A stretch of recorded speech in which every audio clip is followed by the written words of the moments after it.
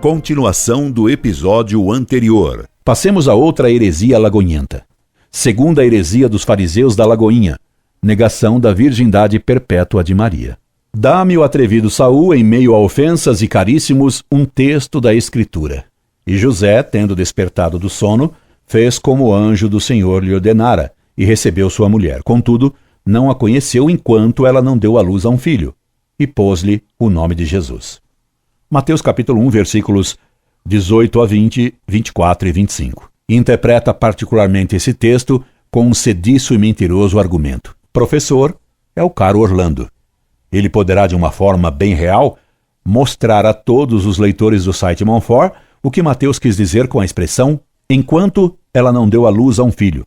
Talvez ele, o caro professor Orlando, possa dizer a vocês o que aconteceu entre o marido José e a esposa Maria Virgem, Imaculada, depois que Jesus nasceu e cumpriu-se o tradicional período de resguardo pós-parto. Toda sua argumentação se fundamenta na palavra enquanto, do texto de São Mateus, que até a Bíblia protestante de Ferreira de Almeida traduz por até que. Ora, há outros textos da Sagrada Escritura que mostram o que significa a palavra enquanto. Micol, filha de Saul, não teve filhos até, ou enquanto, o dia de sua morte. 2 Reis, capítulo 6, versículo 3. Quer dizer então que, seguindo o entendimento de Saul, Micol teve filhos depois do dia de sua morte? Evidentemente é um absurdo. Até que, ou enquanto, na linguagem da Escritura, quer dizer nunca. É uma forma hebraizante de dizer nunca. Outro exemplo se tem no texto que trata do corvo da arca de Noé. E soltou Noé um corvo, o qual saiu e não tornou mais, até que as águas que estavam sobre a terra se secaram. Gênesis, capítulo 8, versículos 6 e 7. Quer dizer que o corvo voltou para a arca depois que terminou o dilúvio e as águas baixaram? É claro que não. O corvo não voltou mais. Terceiro exemplo, porque para empedernidos são necessárias muitas provas. Entregar-te-á nas tuas mãos os seus reis, e fará que não fique memória de seus nomes debaixo do céu. Ninguém te poderá resistir até que, ou enquanto, os tenha feito em pó. Deuteronômio, capítulo 7, versículo 24. Quer dizer, ó exímio Saul, que depois de terem sido feitos em pó, os reis poderiam resistir. Da mesma forma, então, o enquanto da frase de São Mateus não indica que depois Maria perdeu sua virgindade. E se ela colocou uma ressalva ao anjo, perguntando como conceberia, pois não conhecia homem, se para ser mãe de Jesus ela condicionou essa honra à manutenção de sua virgindade, por que aceitaria depois perdê-la para ter filhos comuns? E se o sinal dado pela profecia era que uma virgem daria luz, se ela depois se tornasse mãe de outros filhos de modo normal, se poria muito mais em dúvida sua virgindade e sua honestidade no caso da geração de Jesus. Segundo o argumento dos fariseus da Lagoinha contra a virgindade perpétua da Mãe de Deus. Escreve-me atrevidamente Saul com o apoio e consenso universal de todos os hereges da famosa Lagoinha de Belo Horizonte. Outra doutrina fora da realidade bíblica é a de que Maria continuou sendo a Virgem Maria, depois de dar à luz, segundo acreditam alguns. Dentre esses, o meu caro professor Orlando, Maria teria permanecido virgem. Ao observar as Escrituras, caros leitores do site Monfort, temos à luz a confirmação daquilo que vos digo. Prestem atenção. Jesus foi filho primogênito de Maria, não o unigênito.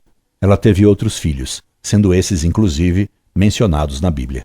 Ignorante Saul, como faz mal dar a Bíblia a uma pessoa cheia de ódio e sem sabedoria como você. Por acaso você não leu o que está escrito na Bíblia que você diz aceitar? Leia então o que diz ela no livro do Êxodo. Nesse livro é contado como Deus puniu todos os primogênitos do Egito e poupou os de Israel. Êxodo, capítulo 12, versículo 29. E que por isso Deus determinou: consagra-me todo o primogênito. Êxodo, capítulo 13, versículo 2. E ainda, dar-me-ás o primogênito de teus filhos. Êxodo, capítulo 22, versículo 29. E no livro dos Números, Deus determinou: todo primogênito é meu. Desde o dia em que feri os primogênitos na terra do Egito, consagrei para mim todo o que nasce primeiro em Israel. Desde o homem até o animal, são meus. Eu sou o Senhor.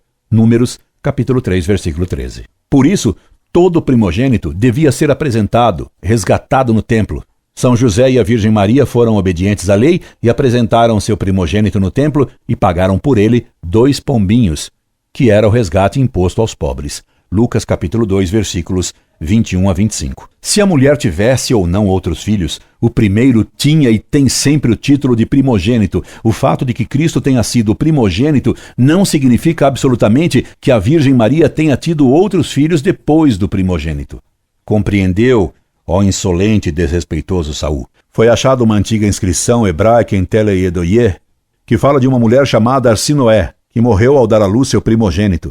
Lúcio Navarro, Legítima Interpretação da Bíblia, Campanha de Instrução Religiosa Brasil-Portugal, Recife, 1938, página 587. Se aplicarmos a lógica de Saul, o fato de ela ter tido um primogênito exigiria que ela tivesse também filhos depois da morte. Que lógica, hein, Saul? Daí Saul, o herege, vem com outro argumento, o famoso texto que fala dos irmãos de Jesus. Evangelho de Marcos, capítulo 6, versículo 3. Não é esse o carpinteiro, o filho de Maria, irmão de Tiago, José, Judas e Simão? E suas irmãs não estão aqui entre nós? Pois vou fazer o próprio Santo Agostinho responder aos hereges da Lagoinha. Escreveu sobre esse problema o grande bispo de Hipona. Segundo observa o evangelista João, Jesus desceu de Cafarnaum. Ele, sua mãe, seus irmãos e seus discípulos. João, capítulo 2, versículo 12. Portanto, Jesus possuía mãe, irmãos e discípulos. E se ele possuía irmãos, é porque tinha mãe. O hábito de nossa Escritura Santa, com efeito, é de não restringir esse nome de irmãos unicamente aos filhos nascidos do mesmo homem e da mesma mulher. Nem aqueles que nascem de uma só e mesma mulher ou só do mesmo pai, ainda que nascidos de mães diferentes. Nem mesmo de restringir o nome de irmãos a primos de primeiro grau, como são os filhos de 2 irmãos ou de 2 irmãs. Não são esses unicamente os que a Escritura costuma chamar de irmãos. É preciso penetrar o sentido das expressões empregadas pela Sagrada Escritura. Ela tem sua maneira de dizer. Possui uma linguagem própria. Quem ignora essa linguagem é todo o pessoal da Lagoinha, e quem ignora é ignorante.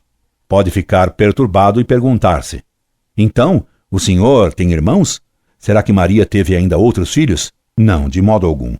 Foi desde o seu parto virginal que principiou a dignidade das virgens. Essa filha do gênero humano pôde ser mãe, mas foi mulher, sem dúvida, em consideração a seu sexo, mas não por ter perdido a virgindade. Isso é assim deduzido se considerarmos a linguagem da Escritura. Qual é, pois, a razão de ser da expressão irmãos do Senhor? Irmãos do Senhor eram os parentes de Maria, parentes em algum grau que seja. Como se demonstra isso? Pela própria Escritura, que chama, por exemplo, Ló de irmão de Abraão. Gênesis capítulo 13, versículo 18 e capítulo 14, versículo 14. E ele era um filho de seu irmão. Lede e vereis que Abraão era tio de Ló, e todavia chamavam-se ambos de irmãos. Perante esses fatos, ficareis sabendo que todos os consanguíneos de Maria eram considerados irmãos de Cristo. Santo Agostinho, comentário do Evangelho de São João. Entendeu, ó cabeçudo e pretensioso Saul? Você viu de onde vem o que você chamou de meu blá blá blá? O que você julgou ser um blá blá blá, digno de um professor Raimundo, era um texto de Santo Agostinho. Ficou-lhe patente sua presunção e sua ignorância, blasfemador Saul? Cometendo um grosseiro erro de interpretação, você me ousa escrever. Preste bem atenção, caros leitores, ao que está escrito aqui. A relação que o próprio Senhor Jesus fez entre ele e sua família. É por tua causa que eu suporto insultos, que a confusão me cobre o rosto, que me tornei um estrangeiro aos meus irmãos, um estranho para os filhos de minha mãe. Como se a palavra irmãos nesse texto significasse irmãos carnais, filhos do mesmo pai e da mesma mãe, quando é evidente que aí, nesse texto que você cita, a palavra irmãos designa os judeus que não receberam a Cristo Jesus como Redentor. E também a virgindade de Maria, no gerar Cristo, foi defendida pela igreja primitiva. Dou-lhe apenas 3 provas disso, já que a virgindade de Maria, na concepção de Jesus, não foi negada pelo consenso da Lagoinha. Santo Inácio, que morreu em 107, bem no início da era cristã, bispo de Antioquia e considerado como herdeiro de São João, foi o primeiro a usar a expressão Igreja Católica. Ele escreveu: e permaneceram ocultos ao príncipe desse mundo a virgindade de Maria e seu parto, bem como a morte do Senhor. 3 mistérios de clamor, realizados no silêncio de Deus. Santo Inácio de Antioquia, Carta aos Efésios, pg 5, 644. São Justino Mártir, no ano 165, no diálogo com Trifão, confessou que dizia-se Jesus, portanto, filho do homem, seja em razão do seu nascimento de uma virgem, que, como assinalei, era da raça de Davi, de Jacó, de Isaque e de Abraão, e etc. São Justino Mártir, diálogo com Trifão, capítulo 94, 100, pg 6, 701, ss. 701. Santo Irineu, 202, refere-se a Jesus como sendo o primeiro verbo nascido de Maria, que era ainda virgem. Dir-me-á atrevidamente Saul, enfurecido contra a virgindade perpétua da mãe do Senhor Jesus Cristo, da qual ele faz questão de diminuir a honra. A virgindade perpétua de Maria só começa a ser afirmada com força a partir do século IV. Quer dizer, Saul, que agora você dá valor ao ensino da tradição? Já é um progresso. De fato, a defesa da virgindade perpétua de Maria só começa a ser feita a partir do século IV, antes do Concílio de Éfeso de 431. E sabe por que isso? Ó insolente Saul, porque até então estavam bem viva a tradição apostólica e bem viva a devoção que se tributava à mãe do Senhor. Não aparecera ainda, graças a Deus, nenhum homem da linhagem e do espírito de Saul. Graças a Deus, não havia ainda Lagoinhas. Quando apareceram os primeiros hereges, negando a verdade da virgindade perpétua de Nossa Senhora, aí apareceram os primeiros textos de doutores e padres da Igreja defendendo a verdade e a honra virginal e perpétua da Mãe do Senhor e Mãe Nossa.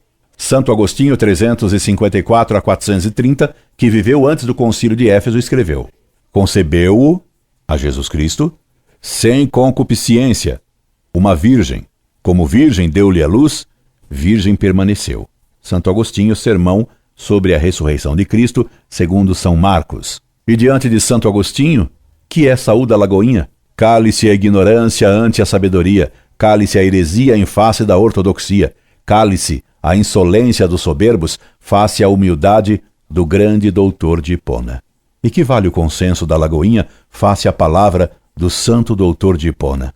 Santo Atanásio, 295 a 386, o grande defensor da divindade de Cristo Jesus contra os hereges arianos, proclamou também a virgindade perpétua de Maria Santíssima.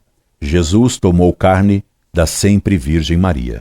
Dídimo o Cego, 380, que foi mestre de São Jerônimo, escreveu a respeito de Nossa Senhora.